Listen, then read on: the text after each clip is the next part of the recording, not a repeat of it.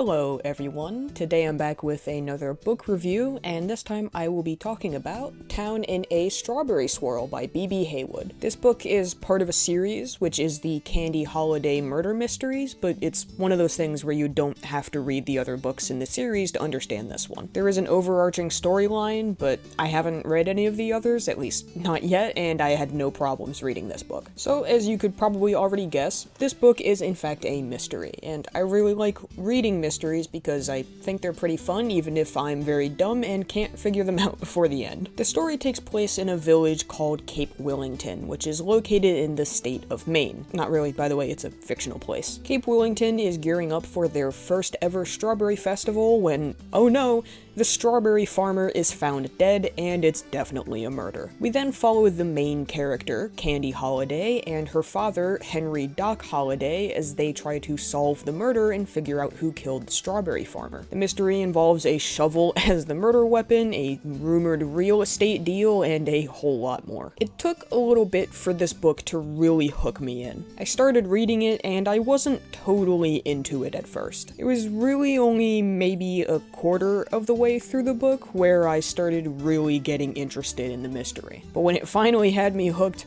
oh boy was I hooked.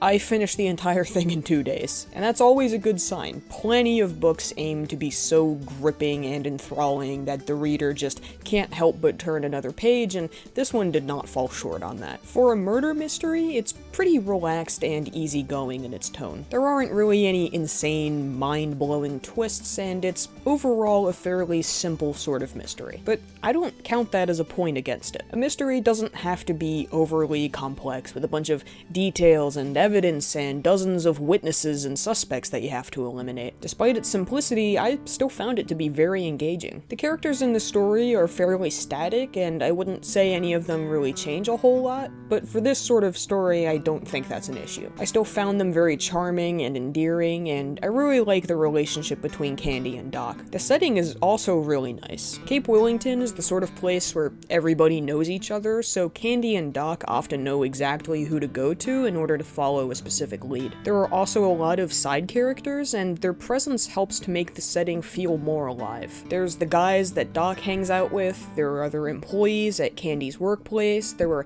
named characters who just do everyday jobs around the place, and having all of these characters in the story helps to make Cape Willington feel more real and vibrant. The book also has some strawberry recipes right at the very end, and while I haven't made any of them, some of them definitely seem pretty tasty. Now, normally, after I talk about the things I enjoyed in a book, I would move on to the things I didn't like as much. But this time around, I kind of don't have anything. I can't think of any major complaints that I might have, because overall I just really enjoyed this book. I guess I could go back to how it took me a bit to get hooked into the story, but that's kind of just how it is sometimes, and I can't really blame the book for that. All I can really come up with is that while I definitely liked the book, I didn't necessarily love it. And that's perfectly fine. Not every book I read is gonna be mind-blowing or life-changing or anything like that. Sometimes I just really need to tear through a nice simple mystery in 2 days, you know? Overall, I would give Town in a Strawberry Swirl a solid 7.5 out of 10. I enjoyed it enough that I ordered the first book in the series, and if I like that one too, I'm very likely to end up reading the rest of them. If you like mysteries, but